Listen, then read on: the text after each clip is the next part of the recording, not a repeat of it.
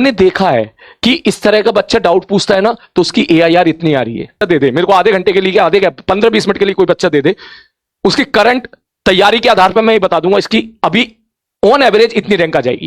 एक बात और बता देता हूं बेटा, देख तू जानता है मैं 10 साल कोटा में पढ़ाया हूं, है ना, और तू जानता है कि 10 साल मैंने खूब बच्चों के साथ दिन रात मेहनत की है, खूब जो है उनके डाउट्स वगैरह सब देखे हैं, क्लास में भी खूब मैंने देखा है कि बच्चे किस सवाल में कहां डाउट पूछते थे। तो मैं एक चीज आप लोगों से कंफर्मेशन चाहिए मेरे को सारे बच्चों से, ठीक है। देख तू ये तो मानता है कि जो सबसे बेस्ट रिजल्ट आता है वो कोटा से आते हैं, तो आप तुम भी मानते होंगे।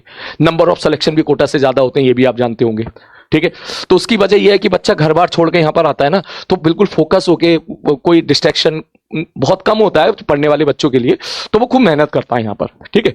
तो हमने क्या है कि हमने देखा है कि इस तरह का बच्चा डाउट पूछता है ना तो उसकी एआईआर इतनी आ रही है, ठीक है। एक टीचर या मुझे तो कोई बच्चा दे दे, मेरे को आधे घंटे के लिए, आधे 15-20 मिनट के लिए कोई बच्चा दे दे, उसकी करंट तैयारी के आधार पर मैं ये बता दूंगा इसकी अभी ऑन एवरेज इतनी रैंक आ जाएगी। और जितनी बार मैंने बोला अप्रोक्सीमेटली उतना बिल्कुल सही हुआ है, ठीक है। तो अभी जैन जब मुझसे पहली बार मिला था वो काइनेमेटिक्स के टाइम ही मिला था मुझे, ठीक है। लेकिन जिस आपका वो डाउट मुझसे पूछ रहा था तो मैंने उसको बोला था बेटा ऐसे ही टिके रहना, 500 के अंदर डेफिनेटली रैंक तू लेके आ जाएगा, ठीक है। पूरे साल 11वीं क्लास उसने पूरी मेरी सारी क्लास अटेंड करी थी, बढ़िया एकदम सिंसियर तरीके से, एक एक होमवर्क करता था वो, फर्स्ट बेंच पे बैठता था वो, ठीक है। और उसकी फिर जो 12th में फिर उसको दूसरे सर ने पढ़ाया था, फिर फाइनली जो उसकी रैंक आई थी वो 54 रैंक आई थी उसकी, ठीक है। 11th में वो मेरे बैच में था, 12th में दूसरे बैच में था, ये तो होता ही है, बैच चेंज होते रहते हैं, ठीक।